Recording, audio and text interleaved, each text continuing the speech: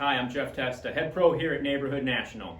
We're a virtual golf club built on sharing high-end simulators across neighborhoods everywhere. Our members get unlimited access to a very nice simulator for as little as $50 a month, and our club pros, or our hosts, are able to get a great high-end simulator that ends up paying for itself. And we're going to take you through a tour here of Neighborhood National number 1, which I'm standing in, and provide a little bit of our experience in running the GC Quad here on behalf of our friends at Yardstick Golf.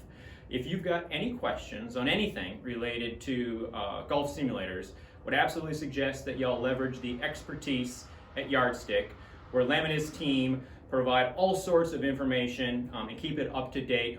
They're good folks, and you can count on the work that they do and the information that they share.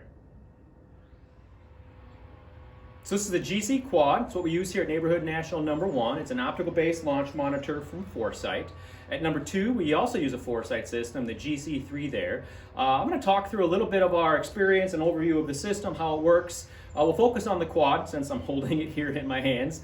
And as I go, I'll call out some of the differences from the GC3 as well. I'd say overall, both systems provide literally world-class performance. And honestly, from an experiential standpoint, what you see on the screen, it's really indistinguishable. It'll get to the bells and whistles and the additional capabilities and information you can get with the Quad relative to the GC3. All right, we talk about ease of use. I always start with how you turn everything on, how you start swinging. And I've already got this on, right? But it's literally as easy as pressing the power button. That's it. All right, you go from there, we walk over here, we have power on the projector, right? We have power on the computer, right? We wait, a minute or so, not even, yeah. Anyway, screen pulls up, and then we launch the simulator software. All right, so I talked about how easy the equipment is to use, and I'd say that absolutely carries through into the software as well. This is what you see when you launch Foresight's legacy platform, FSX 2020. Clearly a main screen that's fairly intuitive on the different options and where you can start. I'm going to walk through how the range works here as a quick demo. So we go over to improve, and we're going to go out to the range. And here we are, ready to hit balls. There's a number of different features that are at the top, and I always tell our members just to play with these. They're very easy and straightforward, and you can literally just click on them and learn them on your own in a matter of seconds. And to do that, quickly I'll show an option here. We're going to toggle to our iron. We're going to change the distance of the range, and we're going to hit a couple of balls.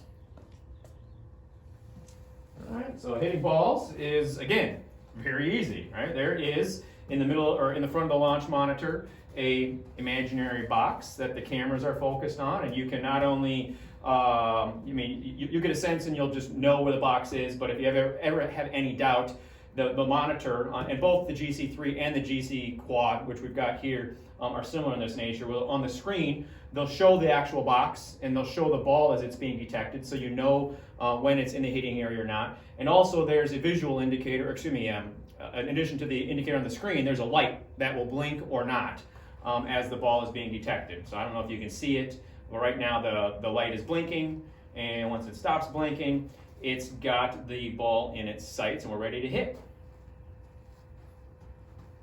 So here we go. I'll take a swing. I am cold as cold can be. Hopefully I hit the ball.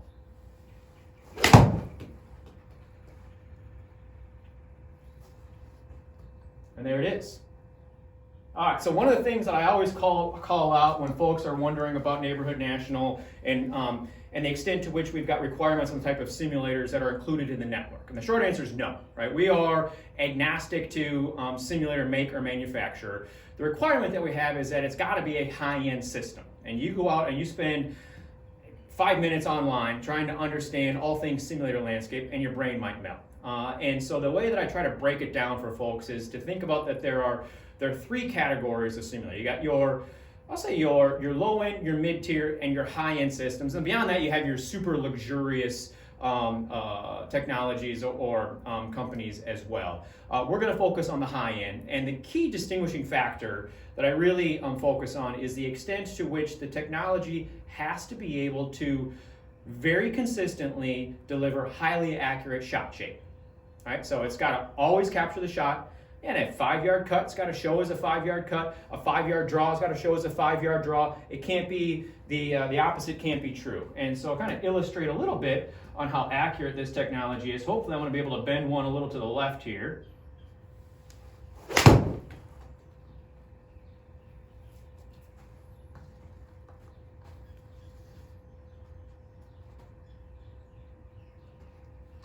And see if I can't push it off to the right.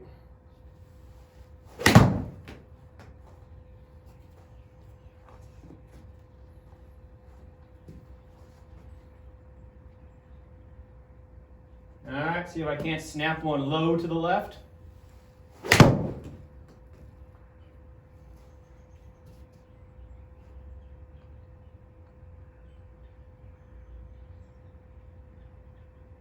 I don't know how low that is, went left.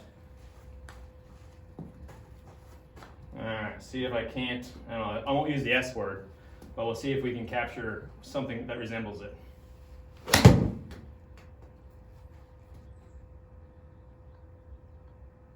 It's about as hazily as I can hit.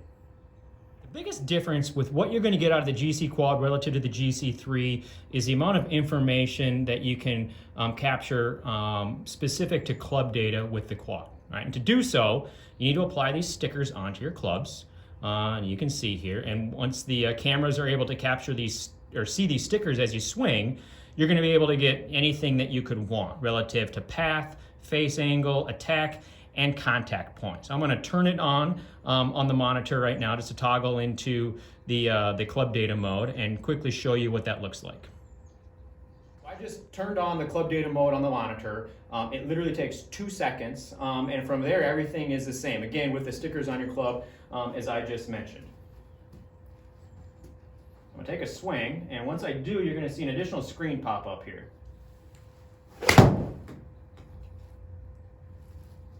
All right, so you had the same screen before, right? And when club data is on, we're capturing information. Now you're going to see an additional screen pop up that allows you to see all of the information that I just described, right? So path, angle, contact, spin rate, ultimately all of the math that results in the shot that you see ahead of you.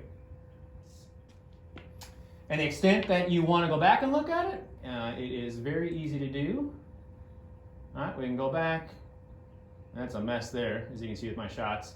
Sorry, there's the club data set. Right, you can go back and you can look at any of the past information on prior swings.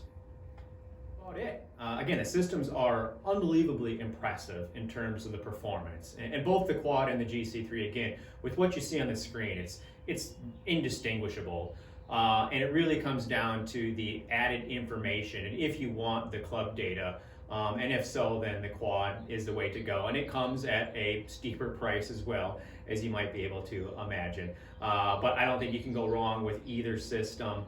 Foresight does a great job, and they're known for it in the industry.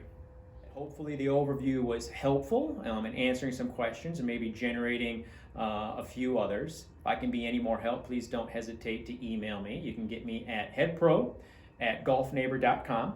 And on the chance that you're interested in learning more about Neighborhood National and really what we're doing in building a virtual golf club based on sharing high-end simulators, or how to get a high-end simulator of your own that pays for itself, would encourage you to check us out and let me know if interested. Would be glad to talk through what it's like, how easy it is, and really how much fun you can have at the same time.